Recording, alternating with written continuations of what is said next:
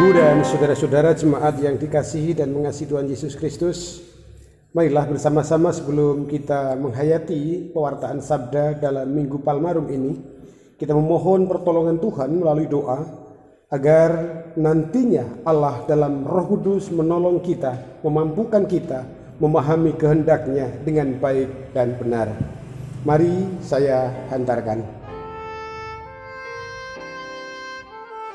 Ya Allah, di dalam Yesus Kristus kami kenal, kami puji, kami agungkan, kami ikuti seluruh sabda-Mu. Di Minggu Palmarum ini kami bersama-sama hendak menghayati pewartaan sabda-Mu. Kami jemaat-Mu merindukan sabda-Mu, menyirami, bahkan mengenangi kehidupan kami, sehingga memampukan kami hidup sesuai dengan kehendak-Mu. Oleh karena itu Tuhan, tolonglah kami, mampukan kami mengerti dengan baik dan benar, supaya kami pun mampu melakukannya di dalam kehidupan kami sesuai dengan kehendak-Mu dengan baik dan benar. Di dalam nama Tuhan Yesus Kristus Sang Sabda yang sejati kami berdoa. Amin. Bapak, Ibu, dan saudara-saudara jemaat yang diberkati Tuhan, jemaat yang mengasihi dan dikasihi Tuhan Yesus Kristus, pembacaan Alkitab dalam kebaktian saat ini, Minggu Palmarum, Minggu keempat Maret 2021, diambilkan dari salah satu bacaan leksionari, yaitu Injil Markus pasal 11, ayatnya yang pertama atau ayat 1 sampai ayat yang ke-11.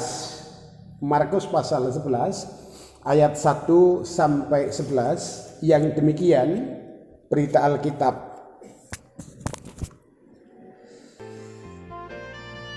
Ketika Yesus dan murid-muridnya telah dekat Yerusalem, dekat Betfage dan Betania yang terletak di Bukit Zaitun, Yesus menyuruh dua orang muridnya dengan pesan, "Pergilah ke kampung yang di depanmu itu. Pada waktu kamu masuk ke situ, kamu akan segera menemukan seekor keledai muda tertambat yang belum pernah ditunggangi orang. Lepaskan keledai itu dan bawalah kemari. Dan jika ada orang mengatakan kepadamu, 'Mengapa kamu lakukan itu?' jawablah, 'Tuhan memerlukannya. Ia akan segera mengembalikannya ke sini.' Mereka pun pergi dan menemukan seekor keledai muda tertambat di depan pintu di luar, di pinggir jalan, lalu melepaskannya. Dan beberapa orang yang ada di situ berkata kepada mereka, 'Apa maksudnya kamu melepaskan keledai itu?' Lalu mereka menjawab seperti yang sudah dikatakan Yesus. Maka orang-orang itu membiarkan mereka. Lalu mereka membawa keledai itu kepada Yesus dan mengalasinya dengan pakaian mereka. Kemudian Yesus naik ke atasnya. Banyak orang yang menghamparkan pakaiannya di jalan. Ada pula yang menyebarkan ranting-ranting hijau yang mereka ambil dari ladang. Orang-orang yang berjalan di depan dan mereka yang mengikuti dari belakang berseru, 'Hosiana, diberkatilah Dia yang datang dalam nama Tuhan. Diberkatilah kerajaan yang datang, kerajaan Bapa kita Daud. Hosana di tempat yang maha tinggi.' Sesampainya di Yerusalem, ia masuk ke bait Allah. Di sana ia meninjau semuanya, tetapi sebab hari sudah hampir malam, ia keluar ke Betania bersama dengan ke-12 muridnya." Demikian bacaan Alkitab. Yang berbahagia ialah setiap orang yang tidak hanya mendengarkan sabda Tuhan, tetapi yang juga melakukannya dalam seluruh kehidupannya di sepanjang waktu. Hosiana. Bapak, Ibu, dan saudara-saudara jemaat yang dikasihi dan mengasihi Tuhan Yesus Kristus, terkhusus jemaat GKJ Tuntang Timur, baik yang di Nalen secara khusus karena yang sampai tanggal 28 ini mendapatkan pelayanan ibadah berbasis online karena hal yang terjadi. Sementara untuk saudara-saudara yang ada di Dempel dan Rembes tetap seperti biasa onsite, dan juga seluruh jemaat Tuhan dan siapapun yang tersapa pelayanan ini, karena ini di posting di akun atau di channel YouTube GKJ Tuntang Timur. Tema khotbah dalam ibadah Minggu Palmarum ini adalah berani menderita. Jadi sesuatu yang sugestif, meskipun kalau disuruh memilih, pastilah Bapak, Ibu, dan saudara-saudara tidak ada yang memilih hidupnya ada dalam penderitaan. Nah, di sini kita akan mencoba memperjelas dulu tentang konsep menderita. Ada padanan kata yang mungkin hampir sama kata menderita, yaitu sengsara. Tetapi ada beberapa hal yang bisa membedakan keduanya. Karena objek dari penderitaan atau kesengsaraan bisa jadi berbeda. Bagi seseorang, sesuatu bisa dikatakan sebagai penderitaan atau kesengsaraan, tapi bagi yang lain bisa jadi itu bukan penderitaan atau kesengsaraan. Oleh karena itu, izinkanlah saya memberikan kata kunci supaya penghayatan kita sama, bahwa penderitaan bisa diartikan segala sesuatu yang terjadi di dalam kehidupan kita berbeda dengan harapan kita. Jadi penderitaan tidak harus keluar darah, tidak harus kehilangan harta, tidak harus memikul beban yang berat, tapi penderitaan adalah sesuatu yang sederhana, sesuatu yang terjadi di luar ekspektasi kita atau harapan kita. Nah, Bapak Ibu dan Saudara, seperti yang saya katakan di awal, hampir semua orang lebih memilih bahagia dibandingkan menderita jikalau disuruh memilih. Saya sendiri kalau diminta memilih pasti akan memilih bahagia. Itu pun kebahagiaan sesuai dengan konsep saya, sesuai dengan ekspektasi saya, sesuai dengan harapan saya. Nah, di Minggu Palmarum ini kita akan menghayati apa itu penderitaan seperti yang dahulu hendak dijalani, dialami, dilalui oleh Tuhan Yesus. Markus 11 ayat 1 sampai 11 akan menjadi cermin, akan menjadi pijakan kita, akan menjadi mitra dialog kita untuk menghayati sabda Tuhan. Ini Minggu Palmarum, maka bacaan Alkitab kita ada di sekitar peristiwa menjelang Paskah. Markus 11 dengan jelas mengatakan bahwa Yesus hendak merayakan Paskah bersama-sama di Yerusalem, dan perjalanan Tuhan Yesus dengan para murid dilaporkan oleh Markus sudah sampai di dekat Yerusalem, tepatnya di Betfage yang dekat Bukit Zaitun. Nah, di situ ada peristiwa-peristiwa yang mengiringi apa yang nantinya penderitaan atau derita yang hendak dialami oleh Tuhan Yesus. Yang pertama, Tuhan Yesus berhenti di bukit, di Betfage, Betsaida, lalu memerintahkan dua orang muridnya. Tidak jelas siapa yang diperintah. Markus tidak melaporkan. Yang jelas dua murid diperintah supaya mendahului ke kota atau ke desa terdekat, dan di sana ada perintah yang bagi saya berat. Di sana diminta untuk melepaskan keledai, entah milik siapa. Dua murid ini sangat patuh, tidak menawar lagi. Ketika Tuhan Yesus mengatakan, pergilah ke kampung yang di depanmu itu, pada waktu kamu masuk di situ, kamu akan segera menemukan seekor keledai muda tertambat yang belum pernah ditunggangi orang. Lepaskanlah keledai itu dan bawa kemari. Dua murid yang diperintah Tuhan Yesus melaksanakan seperti yang Tuhan perintahkan.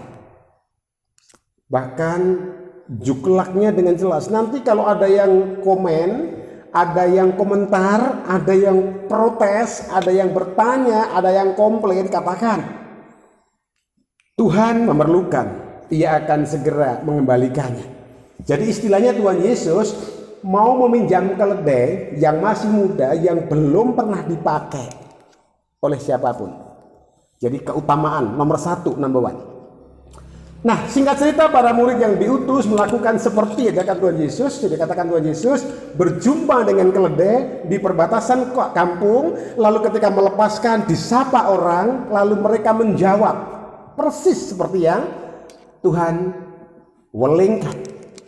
Dan orang yang menanya itu pun dengan ikhlas, dengan sangat mengerti, membiarkan dua murid Tuhan Yesus membawa keledai itu.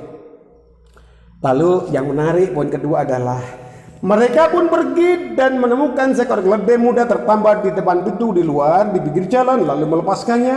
Dan beberapa orang yang ada di situ berkata kepada mereka, apa maksudnya kamu lepaskan keledai itu? Lalu mereka menjawab seperti yang sudah dikatakan Yesus, maka orang-orang itu membiarkan mereka. Tuhan sudah menggerakkan dengan kekuatan kasih-Nya bahwa harinya sudah tiba, saatnya sudah tiba, dia akan masuk dalam akhir pelayanannya di dunia. Maka kuasa Tuhan mulai dimunculkan dengan luar biasa. Lalu dua murid yang diminta oleh Tuhan Yesus itu membawa keledai itu kepada Yesus dan mengalasinya dengan pakaian mereka. Bapak, Ibu, dan saudara, menarik untuk kita lihat bahwa penderitaan dalam tema khotbah ini tidak dimunculkan atau tidak hanya diberlakukan untuk Tuhan Yesus, tapi juga dimulai dari para murid. Yang pertama, dalam perjalanan bersama-sama itu mereka pasti capek, dan Tuhan Yesus memerintahkan mereka untuk melakukan pekerjaan yang lebih. Sementara 10 rekannya mungkin lagi ngopi, lagi WA-an mungkin, yang dua ini harus melakukan pekerjaan lebih. Dan mereka pun melakukan sesuatu yang sangat luar biasa. Sudah tambah pekerjaan, sudah tambah letih, mereka kemudian mempersembahkan sebagian dari keberadaan hidupnya dalam rupa pakaian untuk mengalasi keledai yang akan dipakai oleh Tuhan Yesus. Markus dengan jelas mengatakan, lalu mereka membawa keledai itu pada Yesus dan mengalasinya dengan pakaian mereka. Kemudian Yesus naik ke atasnya, mengalasi pakaian. Pakaian ini dalam konsep sosial budaya kita seolah menjadi lambang, simbol strata sosial kita. Oh, mereknya pakaiannya seperti sekarang loh ya, merek pakaiannya ini akan berbeda dengan ini. Oh, ini kardinal, oh ini alisan misalkan. Nah, pakaian bisa menjadi sebuah gambaran keberadaan dan status sosial seseorang. Dua murid ini yang diminta mendapatkan pekerjaan tambahan, diminta menambah keletihan mereka, mereka menambahkan persembahan yang luar biasa, yaitu pakaiannya, sebagian dari hidupnya. Markus dan Injil sinoptik yang lain tidak melaporkan kedua murid ini protes. Kok ya awake dhewe ya sing yo. Kok ya yang lain penaamen ya? Tidak. Mereka justru nampaknya bersuka cita dengan tugas tambahan dari Tuhan Yesus. Mereka siap menderita. Bahkan penderitaan, sekali lagi dalam perspektif sesuatu yang di luar ekspektasi mereka, mereka tambahkan sendiri, mempersembahkan pakaiannya untuk alas duduk Tuhan Yesus. Bapak, Ibu, dan saudara, banyak orang yang menghamparkan pakaiannya di jalan itu kemudian jadi inisiasi dari dua murid Tuhan Yesus yang mengalaskan pakaiannya pada keledai sebagai pelana, itu diikuti oleh orang-orang banyak.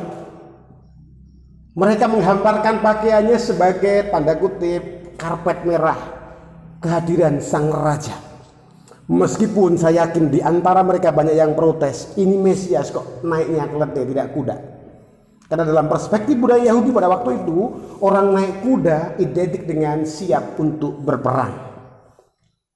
Itulah Tuhan Yesus sadar bahwa inilah saat-saat terakhir dia bersama dengan para murid dan orang banyak. Saat-saat terakhir masuk ke Yerusalem, saat-saat terakhir ia melihat dan merasakan hangatnya, teduhnya, enaknya, beratnya suasana kota Yerusalem. Bapak, Ibu, dan saudara, Yesus sadar bahwa waktu yang tidak dijemputnya adalah waktu yang penuh dengan penderitaan, penolakan, pengejaran, tendangan, makian, salib, paku, dan makian, semuanya sudah ada di depannya. Tapi Tuhan Yesus tetap berani untuk menghadapi melalui penderitaan itu. Nah, Bapak, Ibu, dan saudara, poin kedua yang menarik adalah konsep Mesias yang terbangun dalam kehidupan alam pikir orang-orang Yahudi nampaknya masih berpikir tentang,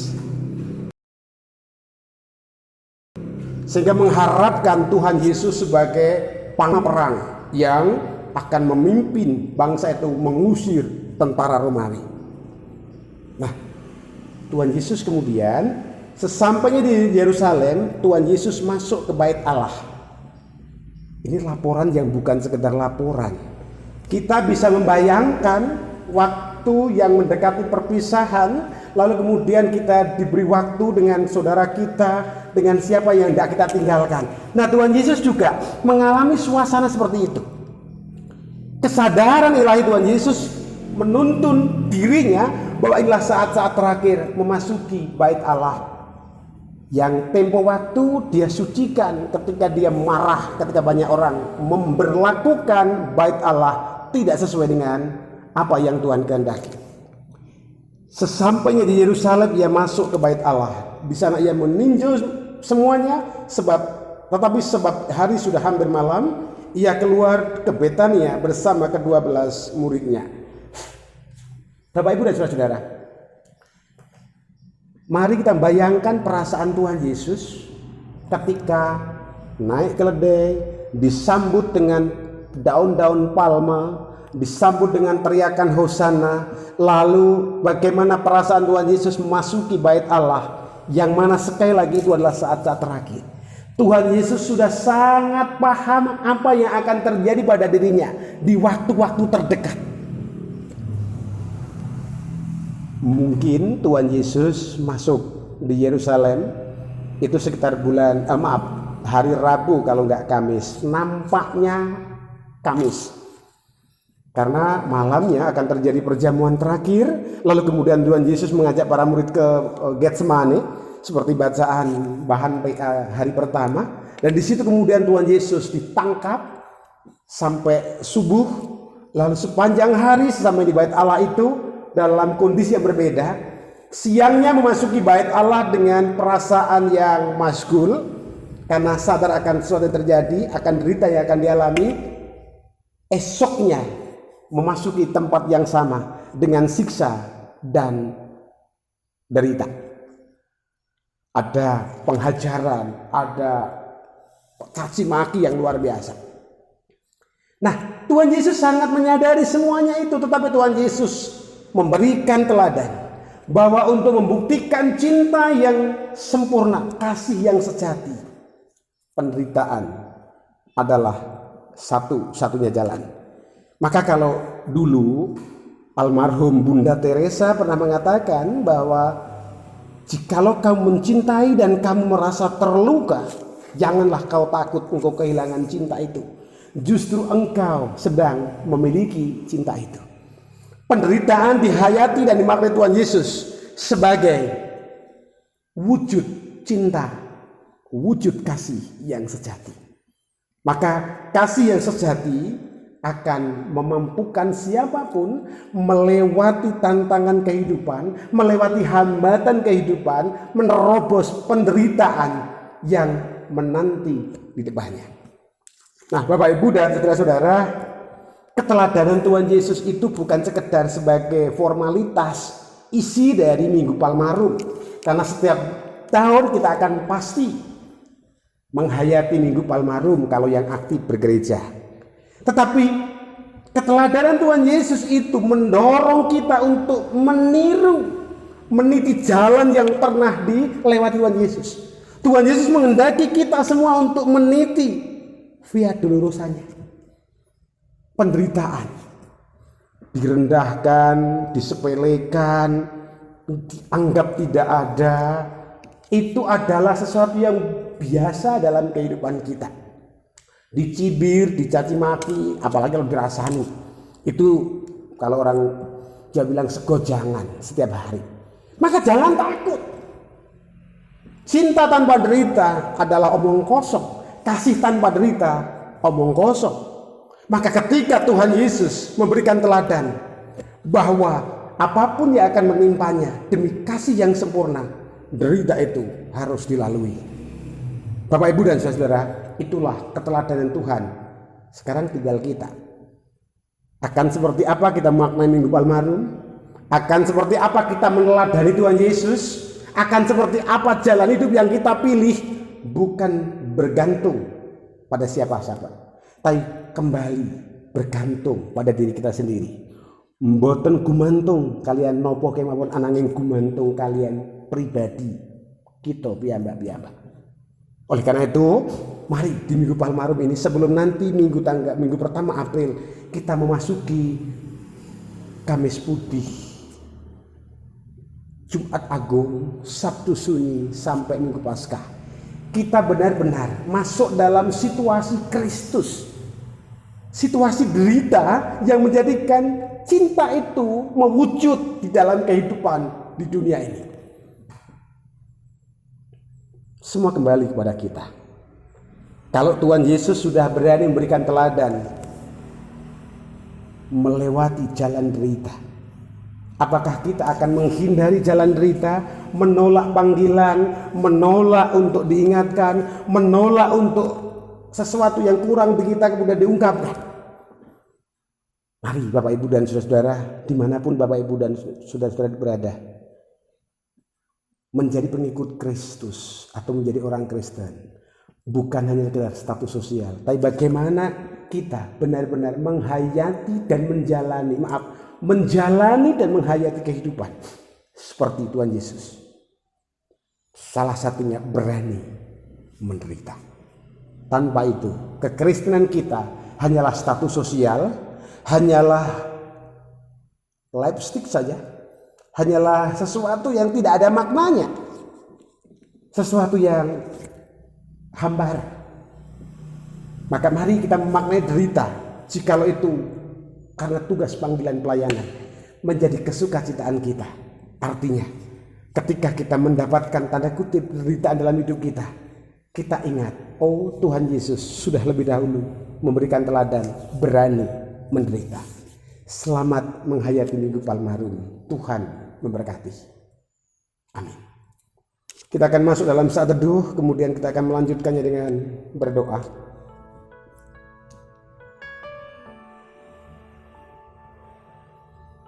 Ya Tuhan, kami bersyukur karena di Minggu Palmarum ini Engkau mengingatkan dan mengajar kami tentang teladan kehidupan, bahwa untuk mewujud nyatakan cinta kasih yang sejati, penderitaan adalah jembatan yang harus dilalui. Seperti Engkau telah memberi teladan dengan berani memilih derita untuk mengungkapkan cinta, maka tolonglah kami Tuhan sebagai umat-Mu, sebagai orang yang mengimani jalan keselamatan-Mu sekaligus mengimani jalan hidup-Mu. Tolonglah kami mampu menghadapi derita yang menunggu di depan kami. Biarlah kami senantiasa teringat, tersadar bahwa ketika kami merasakan dan mengalami penderitaan, justru kami sedang ada di jalan-Mu. Maka kami akan bersyukur dengan penderitaan, jikalau penderitaan itu karena kami meniti jalan-Mu.